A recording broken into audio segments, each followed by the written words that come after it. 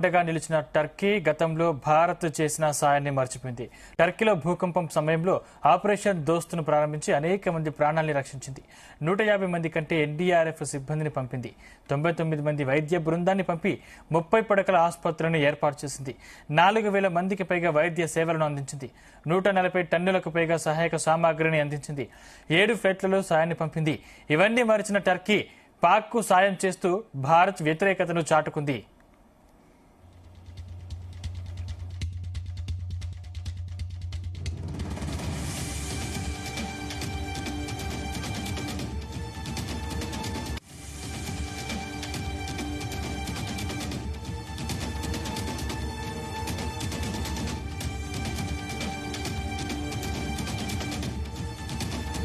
Right, ఇదే అంశానికి సంబంధించిన మరింత సమాచారం మా ప్రతినిధి శ్రీచరణ్ అందిస్తారు. శ్రీచరణ్.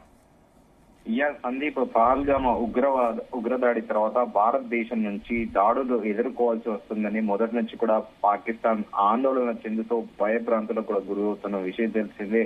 అందుకు పహల్గామ్ లో ఉగ్రదాడిపై మొదట పాకిస్తాన్ ప్రభుత్వం చేసిన కామెంట్లు, ఈ క్రమంలో పాకిస్తాన్ యుద్ధానికి సన్నమవుతుంది అంటూ కూడా ఒక ప్రచారం కూడా జరిగింది. దీంతో పాటు తమ మిత్ర దేశం టర్కీని సహాయం కోరింది.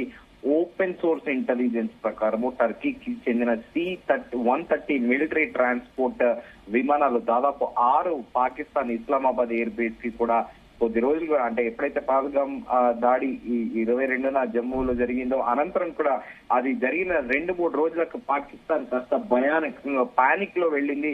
భారతదేశం ఎప్పుడు ఏ దాడి చేస్తుంది, ఏ వైపున అని కూడా పాకిస్తాన్ విపరీతంగా భయపడిన విషయం తెలిసిందే. అయితే ఈ విమానంలో టర్కీ పాకిస్తాన్ కు ఇంధనంతో పాటు ఆయుధాలు కూడా ఇచ్చింది. పాకిస్తాన్ సైన్యానికి ఇంధనం కొరత తీవ్రంగా ఉంది.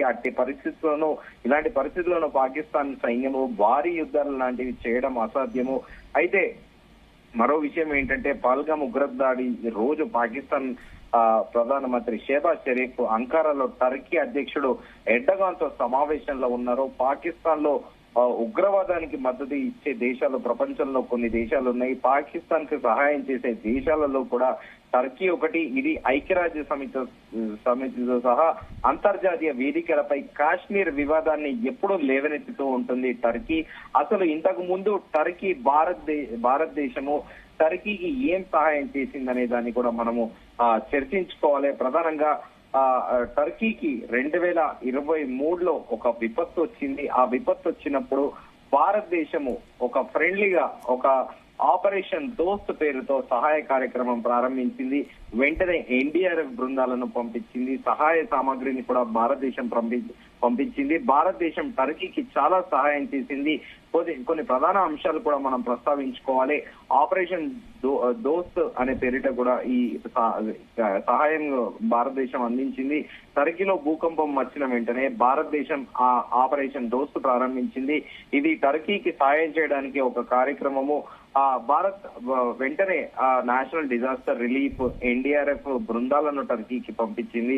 అక్కడ సహాయ చర్యలు చేపట్టడానికి సహాయక సామాగ్రి, అలాగే వైద్య సామాగ్రి, శిక్షణ పొందిన కుక్కలు, ఇతర అవసరమైన వస్తువులను పంపింది. ఆర్మీ వైద్య బృందాలు టర్కీకి మద్దతుగా సహాయక చర్యల్లో పాల్గొన్నాయి. ప్రపంచ సహాయము, భారతదేశం అందించిన సహాయము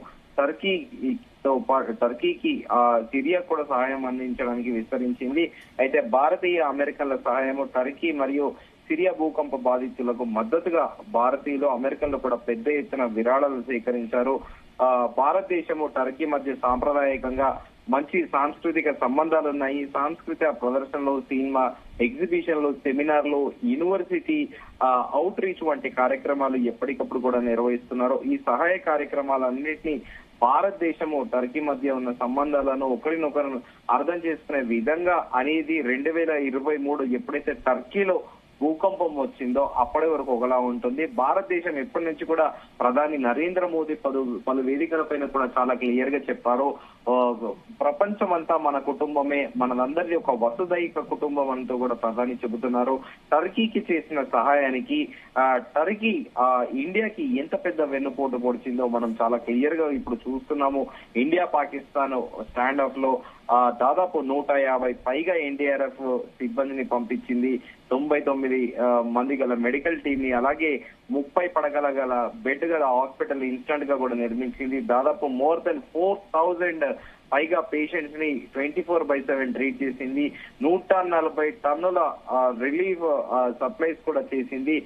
కానీ ఇప్పటికీ టర్కీ పాకిస్తాన్ కి సహాయం చేయడము ఇదంతా భారతదేశం ఒక రకంగా చెప్పాలంటే సహాయం ఆపదలో ఉన్న టర్కీకి భారతదేశం సహాయం చేస్తే ఇవాళ టర్కీకి చెందిన C-130 మిలిటరీ ట్రాన్స్పోర్ట్ విమానం ఇస్లామాబాద్ కి పంపించి భారత్ కి వెన్నుపోటు పొడిచే ప్రయత్నం కూడా టర్కీ చేస్తోంది.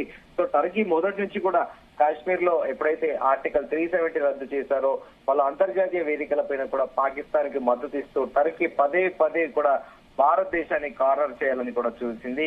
అయితే ఈ రోజు కూడా దాదాపు ministry of external affairs secretary Vikram Misri కూడా ఇదే చెప్పారు. 400 టర్కీ డ్రోన్లతో పాకిస్తాన్ దాడులు, భారత్ ఎయిర్పోర్ట్ లో మిలిటరీ స్థావరాల లక్ష్యంగా కూడా పాకిస్తాన్ దాడి చేయాలని ప్రయత్నించిందని కూడా చాలా ప్రెస్ మీట్ నిర్వహించి కూడా కీలక విషయాలు వెల్లడించారు.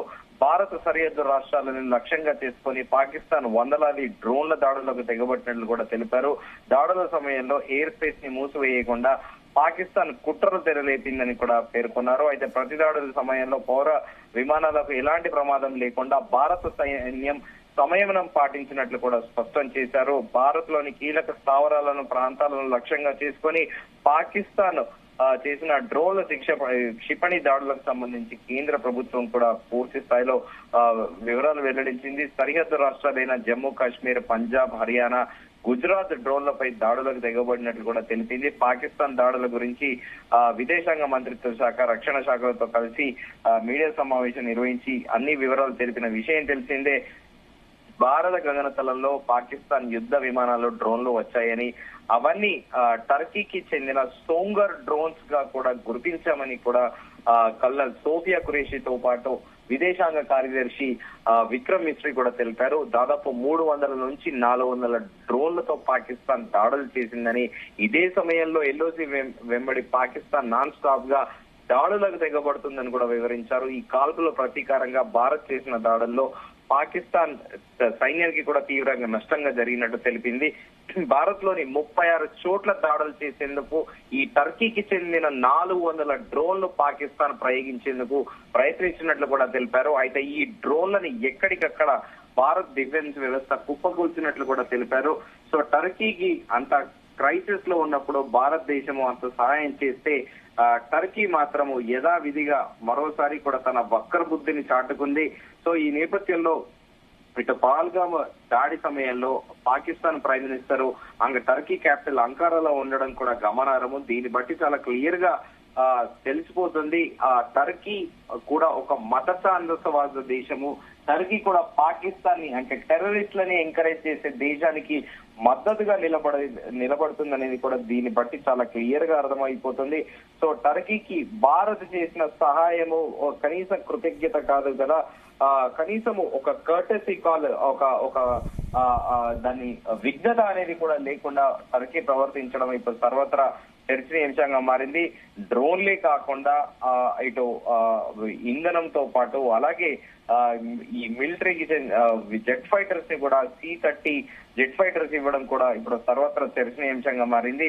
సో టర్కీ కూడా పాకిస్తాన్ లాగానే వక్రబుద్ధి అనేది యథావిధిగా ఉందనేది కూడా చాలా కీలకంగా ఇప్పుడు తెలిసిపోతుంది. ఎందుకంటే భారతదేశంలోని కీలక స్థావరాలు, ప్రాంతాలను లక్ష్యంగా చేసుకొని ఈ పాకిస్తాన్ చేసిన డ్రోన్లు, క్షిపణుల దాడులకి అవన్నీ కూడా భారత సేనలు బెఫిటింగ్ రిప్లై అన్న చందన కూడా ఇచ్చారు.